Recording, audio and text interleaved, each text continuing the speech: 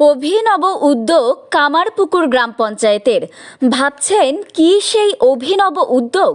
তা জানতে আপনাদের পুরো প্রতিবেদনটি দেখতে হবে। কামারপুকুর পঞ্চায়েত, যা কামারপুকুর শ্রী শ্রী রামকৃষ্ণ পরমহংসদেবের মঠ ও মিশনের ছত্রছায়ায় অবস্থিত, আর সেই পঞ্চায়েতে ঘটিয়েছে অভিনব উদ্যোগ। হবে নাই বা কেন? একেবারেই মহাপুরুষ রামকৃষ্ণ দেবের মঠ ও মিশনের লাগোয়া এই পঞ্চায়েত। আর এই পঞ্চায়েতের উদ্যোগে শুরু হলো শিক্ষাঙ্গনে কামারপুকুর গ্রাম পঞ্চায়েত। শিক্ষা জাতির মেরুদণ্ড। শিক্ষা ছাড়া একটি সমাজ, একটি দেশ এগিয়ে যেতে পারে না। এই কথাটি মর্মে মর্মে উপলব্ধি করেছে কামারপুকুর গ্রাম পঞ্চায়েতের প্রধান, উপপ্রধান থেকে শুরু করে পঞ্চায়েতের সমস্ত সদস্যরা। সেই উপলব্ধিকে বাস্তবায়িত রূপ দিল শিক্ষাঙ্গনে কামারপুকুর গ্রাম পঞ্চায়েত।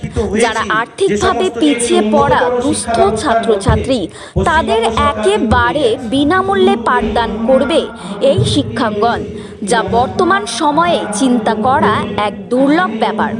একটা কথা চালু আছে, ঘরের খেয়ে বনের মোষ তাড়ানো। কিন্তু এই কথাকে মনে করেও কিছু শিক্ষিত বেকার যুবক থেকে শুরু করে অবসরপ্রাপ্ত সহৃদয় ব্যক্তিগণ, সর্বোপরি বিশিষ্ট শিক্ষাবিদরা এগিয়ে এসেছে এই কামারপুকুর গ্রাম পঞ্চায়েতের পাশে দাঁড়াতে। অর্থাৎ শিক্ষাঙ্গনে কামারপুকুর গ্রাম পঞ্চায়েতে যে সমস্ত দুস্থ ছাত্রছাত্রীরা পাঠ নেবে, তাদের পাঠ দেবেন ওই সমস্ত মানুষেরাই।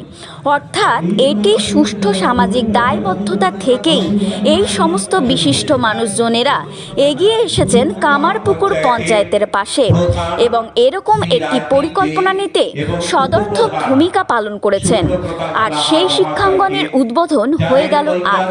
উদ্বোধন করলেন কামারপুকুর মঠ ও মিশনের অধ্যক্ষ মহারাজ স্বামী লোকোত্তরানন্দজি। এছাড়াও উপস্থিত ছিলেন সমাজের বিশিষ্ট শিক্ষাবিদরা।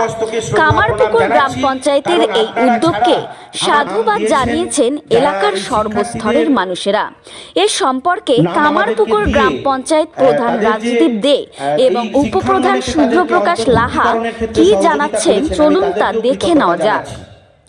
Bureau report, target Bangla news. দেখেছি আমি নিজে বাস্তব গ্রাম পঞ্চায়েতের প্রধান শ্রী রাজদীপ দে এবং উপপ্রধান সূর্যপ্রকাশ লাহা অত্যন্ত আনন্দের সঙ্গে আমাদের এই আমার শিক্ষাগুরু, যেখানে যার কাছ থেকে একসময় আমি নিজে পাঠ নিয়েছি রামকৃষ্ণ মিশন বহুমুখী বিদ্যালয়ের ছাত্রাবস্থায়, এবং আমাদের এই যে শিক্ষাঙ্গন কামারপুকুর গ্রাম পঞ্চায়েতের উদ্যোগে তৈরি এই শিক্ষাঙ্গনের কর্ণধার প্রিন্সিপাল আমার শিক্ষাগুরু সম্মানীয় তপন কুমার চক্রবর্তী মহাশয় রয়েছেন।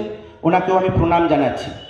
আমাদের জয়েন্ট বিডিও সাহেব থেকে শুরু করে আমাদের এনএস সাহেব সুশীল ভক্ত, যার চিন্তাভাবনা, যার প্রয়াস কামারপুকুর গ্রাম পঞ্চায়েতের বিভিন্ন উন্নয়নমূলক যে সমস্ত কাজগুলো রয়েছে তার চিন্তাভাবনার ছাপ আমরা লক্ষ্য করতে পারি। রয়েছেন জেলা পরিষদের শিক্ষাদানের যে কক্ষ, সেটি উদ্বোধন হবে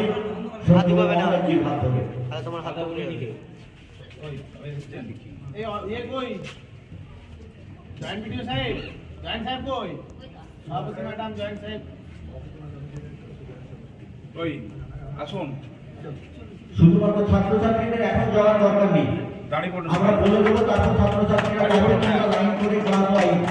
উদ্বোধন হয়ে গেল এই মুহূর্তে শিক্ষাঙ্গনে কামারপুকুর গ্রাম পঞ্চায়েতের ক্লাসরুম যেগুলি হবে সেই কক্ষে পাঠদান করছেন আনুষ্ঠানিক উদ্বোধন। সম্মানীয় অতিথিরা এবং শিক্ষকবৃন্দ যারা আছেন, অনুরোধ করবো আসার জন্য প্রত্যেককেই।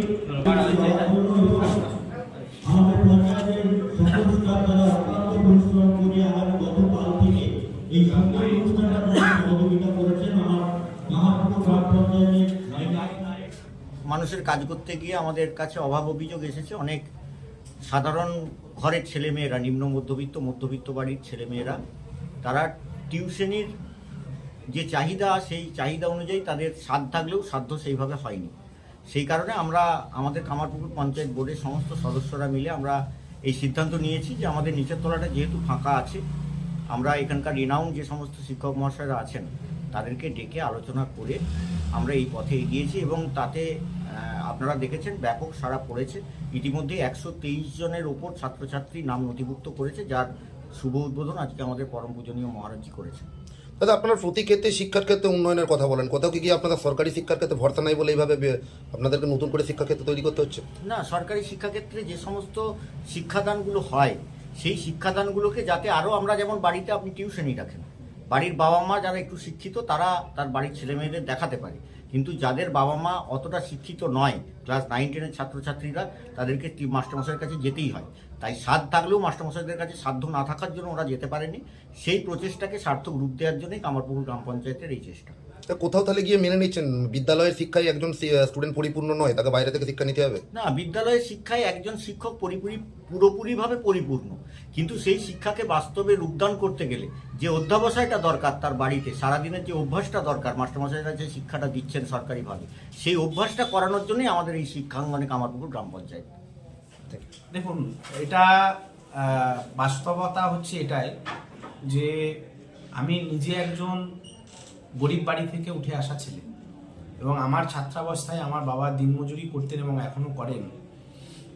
তৎকালীন যুগে আমি যখন ছাত্রাবস্থায় ছিলাম, পড়াশোনা করেছি, তখন মমতা ব্যানার্জির সরকার পশ্চিমবাংলায় প্রতিষ্ঠাপিত হয়নি, যার ফলে আমাদেরকে কিন্তু চরম দারিদ্র্যের সঙ্গে লড়াই করে পড়াশোনা করতে হয়েছে। আজ যেরকম মমতা ব্যানার্জির উদ্যোগে ছেলেরা বই, খাতা, জুতো, বিভিন্ন ধরনের স্টুডেন্ট ক্রেডিট কার্ড, একটা গরিব মা বাবার ছেলে স্বপ্ন দেখে যে আমার বাবা দিনমজুর খাটতে পারে, কিন্তু আমি স্টুডেন্ট ক্রেডিট কার্ডের ফেসিলিটি অ্যাভেল করে আমিও ডাক্তারি, ইঞ্জিনিয়ারিং পড়তে পারি, সেই ফেসিলিটি তখন থাকেনি তৎকালীন সরকারের রাজ্য পরিচালনার যে পরিক্ষেত্র ছিল।